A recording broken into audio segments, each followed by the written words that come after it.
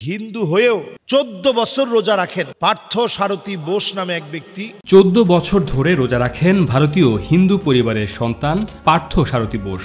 আমি সেই ছেলে হব, রমজান মাসে আমি রোজা করব, আর জীবনে রোজা মিস করব না। তো এই ব্যাপারে ইসলাম কি বলে এটা তিনি জানতে চেয়েছেন। আমি প্রশ্নটাকে অত্যন্ত গুরুত্বপূর্ণ প্রশ্ন বলে মনে করি। একজন হিন্দু যদি তিনি রোজা রাখেন তিনি সওয়াব পাবেন কিনা, এবং দেখা গিয়েছে ওই জায়গার যে মসজিদটা, এই মসজিদটাও একেবারে হিন্দু অধ্যুষিত এরিয়ার ভিতরে,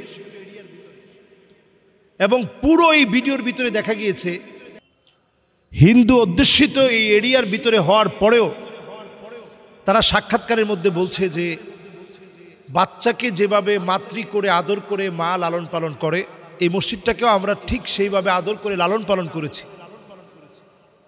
তো একজন হিন্দুর এমন বক্তব্য, এটা আমাদের জন্য পজিটিভ, কারণ ইন্নাদ-দীন ইনদাল্লাহিল ইসলাম, আল্লাহর কাছে মনোনীত ধর্ম হচ্ছে ইসলাম। ফাআবাওয়াহু ইউহাউইদানিহি আও ইউনাসসিরানিহি আও ইউমাজ্জিসানিহি, এরপর প্রত্যেকের মা বাপ প্রত্যেকে হয় ইহুদি বানায় অথবা খ্রিস্টান বানায় অথবা হিন্দু বানায়। প্রত্যেকটা শিশু বাচ্চা জন্মগ্রহণ করে কিন্তু মুসলিম হয়ে সবাই জন্মগ্রহণ করে। হিন্দুরাও কিন্তু মুসলিম হয়ে জন্মগ্রহণ করে, খ্রিস্টানরাও মুসলিম হয়ে জন্মগ্রহণ করে, অন্যান্য ধর্মাবলম্বী যারা আছে সবাই কিন্তু মুসলিম হয়ে জন্মগ্রহণ করে। পরে তার মা বাপ তাকে হয়তো খ্রিস্টান বানায়, অমুসলিম বানায়, হিন্দু বানায়, সব তাদের মা বাপ বানায়। তাহলে এই দৃষ্টিকোণ থেকে হিন্দুরা 14টা বছর ধরে মসজিদটাকে পাহারা দিচ্ছে, নিজেরাও রোজা রাখছে। হিন্দু কোনো ভাই যদি রোজা রাখে রোজার সওয়াব পাবে কিনা? না, এটা ওনার জন্য শুধু উপবাস হবে।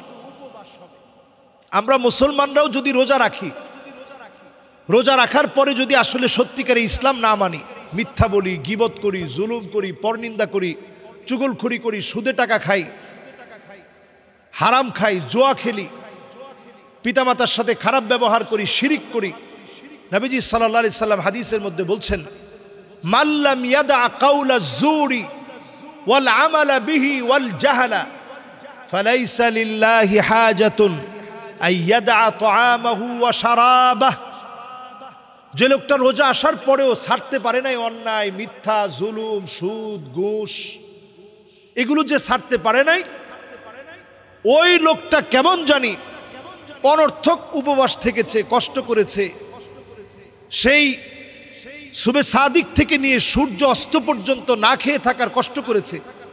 মূলত তার রোজা আল্লাহর কাছে কবুল হয় নাই, যে রোজা রাখার পরেও রোজার হকগুলো আদায় করে নাই। আমরা যারা রোজা রেখে মিথ্যা বলি, অন্যায় করি, আমাদের রোজা আল্লাহর কাছে কবুল হয় নাই। রোজা যদি কবুল হতে হয়, রোজা থাকার পরে হারাম বর্জন করা লাগবে। যারা রোজা রেখে হারাম বর্জন করতে পেরেছেন, আপনার রোজা আল্লাহর কাছে কবুল হয়েছে। যারা রোজা রেখে মিথ্যা ছাড়তে পেরেছেন, আল্লাহর কাছে আপনার রোজা কবুল হয়েছে। এজন্য আমার ভাইদেরকে বলবো, যারা 14 বছর ধরে কষ্ট করছেন, ওয়ার্ল্ডের বিভিন্ন দেশে চর্বিগুলাকে বার্ন করার জন্যে, আমাদের যে শরীরের বাজে চর্বি আছে এগুলাকে পুড়িয়ে ফেলার জন্য লম্বা সময়, আমরা কয় ঘন্টা রোজা রাখি, এর চেয়ে লম্বা সময় ইউরোপের লোকেরা রোজা রাখে। তারা কোনো কিছু না খেয়ে সমুদ্রের পাড়ে শুয়ে থাকে। তাদের চর্বিগুলা বার্ন করবে, কার্বোহাইড্রেটগুলা শরীর থেকে যেন মুছে যায়, চর্বিগুলা যেন গলে যায়। এজন্য তারা লম্বা সময় হাঙ্গারি স্টে করে, লম্বা সময় ফাস্টিংয়ের মধ্য দিয়ে লম্বা সময় থাকে। কিন্তু তারা কিন্তু রোজার সওয়াব পাবে না, কারণ রোজা আমাদেরকে আল্লাহ তাআলা ফরজ করে দিয়েছেন। শরীরের যে টক্সিনগুলো আছে, বিষাক্ত বিষগুলো আছে, এগুলো বের করা আমার জন্য আল্লাহ ফরজ করে দিয়েছেন। কারণ একজন মুমিন সুস্থ থেকে আল্লাহর সামনে দাঁড়াবে, তারাবি পড়বে, কিয়ামুল লাইলে দাঁড়াবে, সারাটা বছর রোজা রাখবে, ইবাদত বন্দেগী করবে, শারীরিকভাবে ফিট থাকবে। এজন্য আল্লাহ তাআলা ফরজ করে দিয়েছেন। রোজার অনেক ধরনের উদ্দেশ্য আছে। আমাদের ভাইয়েরা এক ধরনের উদ্দেশ্য নিয়েছেন, আপনারা রোজা রাখতেছেন, শারীরিকভাবে আপনি সুস্থ থাকবেন, দুনিয়ার অনেক উদ্দেশ্য হাসিল হবে। আমি বলবো আপনি কালেমার সুন্দর স্বাদ গ্রহণ করে দেন, কালেমার সুন্দর স্বাদ আপনি গ্রহণ করে নেন। আসলিম তাসলাম, এই পরিবার যদি শুধু খালি ইসলামের ছায়াতলে আসে, তাদের পূর্বকার সমস্ত গুনাহগুলো কালেমা পড়া মাত্র মাফ হয়ে যাবে। সুবহানাল্লাহ বিহামদিহি। আমরা এই পরিবারের জন্য দোয়া করি, আল্লাহ যেন এই পুরো পরিবারকে দিনের জন্য, ইসলামের ছায়াতলে আল্লাহ যেন কবুল মঞ্জুর করে, পড়ি আমিন।